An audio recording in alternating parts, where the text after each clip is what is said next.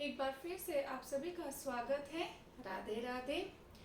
और मैं आज आपको इस वीडियो में list of NCERT book share करने वाली हूँ। जो इम्पोर्टेंट एनसीईआरटीज रहेगी वो मैं आपके साथ अभी शेयर करूँगी। ये वीडियो पार्ट 1 और पार्ट 2 में रहेगा। पार्ट 1 में मैं आपके साथ ancient, medieval, modern history, art and culture और पॉलिटी शेयर करूंगी। और जो पार्ट 2 रहेगा उसमें मैं आपके साथ ज्योग्राफी और इकोनॉमिक्स शेयर करूंगी। और जो पार्ट 2 रहेगा उसमें मैं ये भी दिखाऊंगी कि मैंने अपने एनसीईआरटी नोट्स कैसे बनाए हैं। ठीक है, चलो वीडियो स्टार्ट करते हैं। तो स्टार्ट करते हैं एंशिएंट इंडिया के साथ। यहाँ पे मैंने एनसीईआरटीज के नाम और क्लास लिख दिया है। तो ये मैं आपके साथ शेयर करूंगी इस वीडियो में। एंड में ये ज़रूर डालूंगी कि कौन सी एनसीईआरटीज है और किस क्लास की है। ओके, तो सबसे पहले एंशिएंट इंडिया में एक बात आपको याद रखना है कि जो हिस्ट्री में ये 3 बुक्स पढ़नी बहुत इंपॉर्टेंट है। इससे आपको बेसिक क्लियर हो जाएगा, आपका एक टाइमलाइन माइंड में फ्रेम हो जाएगी कि ये टाइमलाइन में और इस टाइमलाइन में क्या हुआ है और क्या नहीं हुआ है। तो वो उसके लिए आप ये आर पास्ट पार्ट 1, फिर पार्ट 2, फिर उसके बाद में क्लास 6 से स्टार्ट करना, क्लास 6 टू 8 है। ठीक है, इसको एक बार आप ज़रूर पढ़ लेना।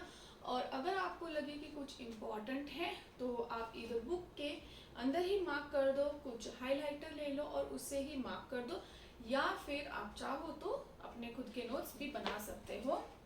और मोर ओवर अपनी अंडरस्टैंडिंग रख लेना, वो बहुत इम्पोर्टेंट है।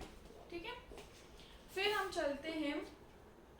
अगर ये ऑप्शनल है। अगर आप चाहते हो कि हाँ यार, मतलब मैं हिस्ट्री को और ज़्यादा जानना चाहता हूँ और ज़्यादा डेप्थ में पढ़ना चाहता हूँ तो या चाहती हूँ तो आप ये थीम्स इन इंडियन हिस्ट्री एक बार पढ़ सकते हो। ठीक है, मैं ये मोस्टली नहीं पढ़ूंगी क्योंकि बहुत ज़्यादा हो जाएगा यार। हर साल ना हिस्ट्री कितना भी पढ़ लो, कहीं से भी पढ़ लो, पता नहीं कहाँ से क्वेश्चन आ जाता है जो हम लक होता है तो हो जाता है, नहीं तो फिर हमारा नहीं होता है। तो इतनी सारी बुक्स पढ़ के क्या फ़ायदा यार। इससे अच्छा 1-2 बुक टारगेट करो, उसी को ही अच्छे से पढ़ो और उसका रिवीजन करो।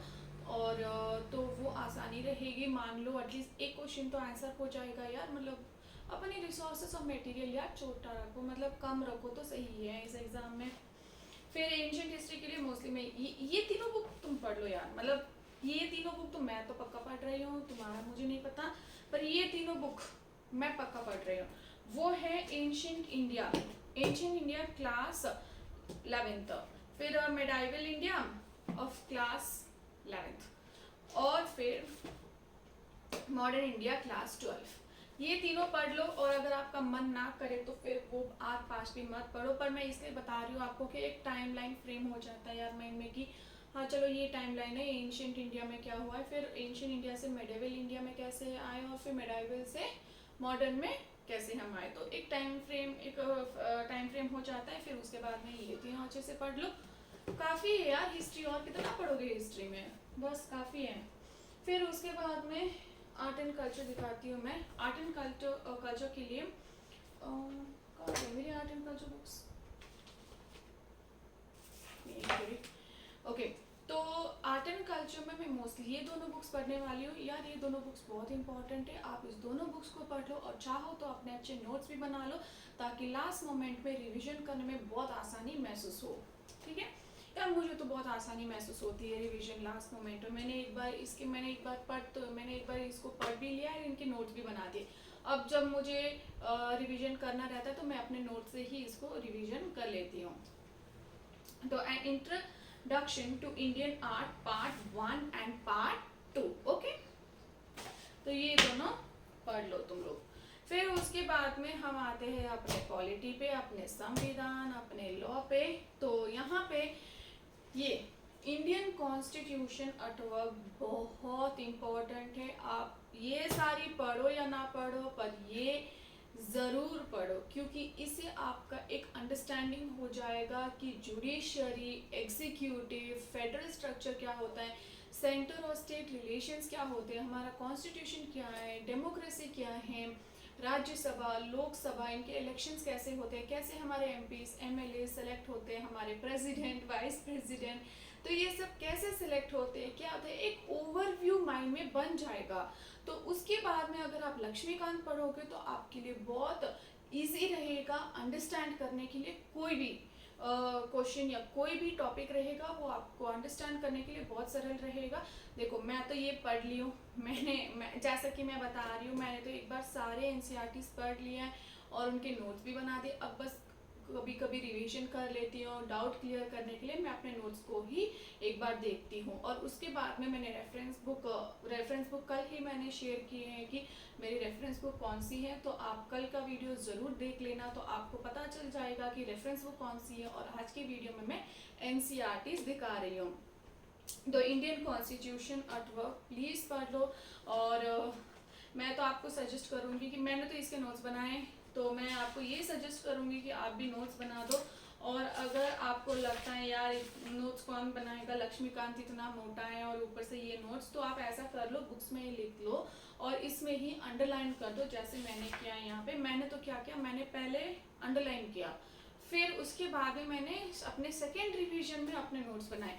क्या होता है कि फर्स्ट एक बार जब हम कोई भी चीज़ पढ़ते तो डायरेक्टली नोट्स बनाने पे मत फोकस करो, आप इस चीज़ में फोकस करो कि एक बार मैं गो थ्रू कर लूँ सारे बुक्स को और फिर उसके बाद में मेरे सेकेंड रिवीजन में मैं अपने नोट्स बनाऊं। इससे क्या रहेगा कि इससे आपको प्रीलिम्स में बहुत आसानी महसूस होगी।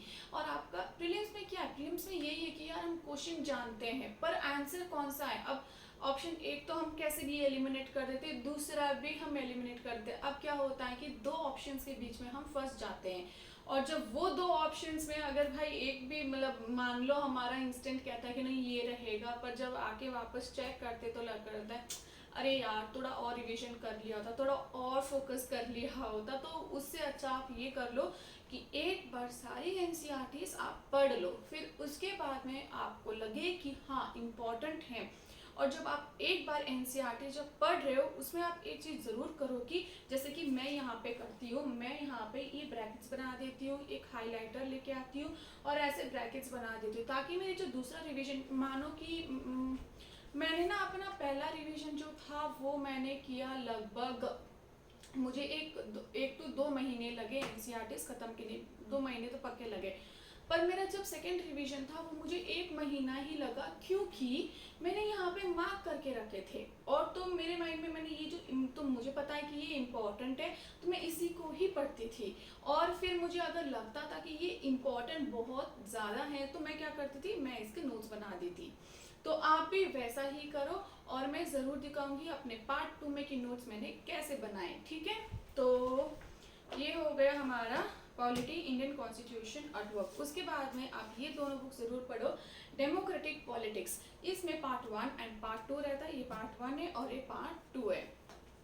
फिर आता है आपका सोशल एंड पॉलिटिकल लाइफ, इसमें भी आपके पास पार्ट 1, 2 एंड 3 है, इसमें 3 पार्ट्स है, ठीक है। ये 2 पार्ट्स हैं और ये एक और पार्ट है, ठीक है। तो ये हो गए हमारे पॉलिटी। और उसके बाद में जैसा कि आप जानते हो कि लक्ष्मीकांत सब चीज़ों के लिए हमारा भगवान है, पॉलिटी के लिए। और गाइस मैंने ये बुक खरीदी है, तो इस बुक में से मैं प्रीवियस ईयर्स के क्वेश्चन सॉल्व करती हूँ टॉपिक के हिसाब से इसमें। और इसमें यहाँ पे क्लियरली लिखा है prelim simplified by Saurabh Kumar, और ये आईएफएस है। तो मैंने ये बुक खरीदी है प्रीवियस ईयर्स क्वेश्चन सॉल्व करने के लिए। तो मैं क्या करती हूँ, मैं मोस्टली एक टॉपिक सेलेक्ट करती हूँ अपने रिवीजन के लिए। जैसे कि आप जानते हो कि मेरा तो एक बार एनसीईआरटीज हो गए, नोट्स भी बन गए, तो अब मैं रिविजन पे हूँ। तो मैं क्या करती हूँ, यहाँ पे मैं अपने जो एनसीईआरटीज रहते हैं उसको एक बार रिवाइज करती हूँ, फिर मैं इस बुक में जाती हूँ। इसमें क्या है कि इसमें टॉपिक के हिसाब से सारे क्वेश्चंस दिए गए, तो मैं उस टॉपिक को लेके उसके क्वेश्चंस में प्रीवियस ईयर्स के सॉल्व करती हूँ, जैसे कि आप यहाँ पे देख सकते हो। तो ये प्रीवियस ईयर्स के क्वेश्चन है। और सबसे अच्छी बात यहाँ पे पता है क्या, यहाँ पे नीचे दिया गया है कि उनका सॉल्यूशन भी प्रॉपर्ली एक्सप्लेन किया गया है। जैसे कि आप देख सकते हो यहाँ पे जैनिज्म, अब जैनिज्म के प्रीवियस क्वेश्चन पेपर्स ये सब हैं और इसके नीचे आंसर्स भी और पीछे सॉल्यूशन भी है, वो आपको क्लियरली समझाएंगे कि क्यों वो सही था या क्यों वो गलत था, तो वो आप पीछे जाके देख सकते हो। तो ये बुक ज़रूर खरीद लेना। मैंने तो ये खरीद ली है, तो आप भी अभी ज़रूर इसको खरीद लो ताकि आपको और आसानी महसूस हो। और हाँ, तो ये हो गए हमारे एनसीईआरटीज। और अब मैं आपको मैथ्स के भी एनसीईआरटीज दिखाना चाहती हूँ, क्योंकि यार क्या होता है ना, सीसैट बहुत इंपॉर्टेंट है। तो मैं आपको जिस एक बार दिखा रही हूँ, तो मैंने यहाँ पे 6 to 10 स्टैंडर्ड मैथ्स के जो बुक्स है, जो इम्पोर्टेंट चैप्टर्स है, जैसे कि हमारे नंबर सिस्टम। अब नंबर सिस्टम तो बहुत इंपॉर्टेंट है, वो प्रीवियस ईयर से बस नंबर सिस्टम से बहुत सारे क्वेश्चन आ रहे। डोंट वरी, हम सीसैट साथ में सॉल्व करेंगे। मैं अपने अगले महीने से या फिर बहुत जल्द मैं आपके लिए सीसैट लाऊंगी, और मैं आपको सिलेबस भी शेयर करूंगी कि ये सीसैट का सिलेबस है। स्ट्रैटेजी भी बताऊंगी कि कौन सी स्ट्रैटेजी अपनानी चाहिए सीसैट के लिए, कौन सा अप्रोच होना चाहिए। फिर उसके बाद में मैं हर सैटरडे 5 क्वेश्चन सीसैट के आपके साथ सॉल्व करूंगी, ताकि मेरा भी रिवीजन हो जाएगा और आप लोगों का भी कॉन्सेप्ट क्लियर हो जाएगा। अच्छा ठीक है, तो ये हो गया हमारा एनसीईआरटीज। तो मैं अपने अगले वीडियो में पार्ट 2 में ज़रूर दिखाऊंगी आप लोगों को। हमारा ज्योग्राफी बाकी है और हमारा इकोनॉमिक्स बाकी है। और हाँ, साइंस और टेक्नोलॉजी के लिए, साइंस और टेक्नोलॉजी के आप बायोलॉजी बुक देख सकते हो, क्लास 12 की लास्ट 4 चैप्टर्स पढ़ सकते हो। और उसके अलावा मैंने साइंस की जो टेक्स्ट बुक है वो मैं आपको ज़रूर दिखाऊंगी। मैं उस टेक्स्ट बुक से डायरेक्टली कर रही हूँ। और करंट अफेयर्स तो हैं इंटरनेशनल रिलेशंस के लिए, सिक्योरिटी के लिए और साइंस एंड टेक्नोलॉजी के लिए। मैं आपको यही सजेस्ट करूँगी कि आप प्लीज़ करंट अफेयर्स पे ज़्यादा ध्यान दो, क्योंकि most of the questions current affairs से ही आते हैं। तो जो करंट अफेयर्स में जो कॉन्सेप्ट रहता है, उस कॉन्सेप्ट को ही आप अपना बेस भी क्लियर कर दो, और जो करंट है भी उसको भी क्लियर कर दो। ठीक है गाइस, चलो मिलते हैं पार्ट 2 में। और अगर आपको लगे कि ये वीडियो अच्छा है तो इसको लाइक करना, और आपको लगे कि ये आपके लिए काम आएगा तो अपने दोस्त यारों के साथ शेयर करना मत भूलना। और हाँ, अगर आपने सब्सक्राइब नहीं किया है तो प्लीज़ मेरे चैनल को सब्सक्राइब कर दो। Thank you, Radhe Radhe.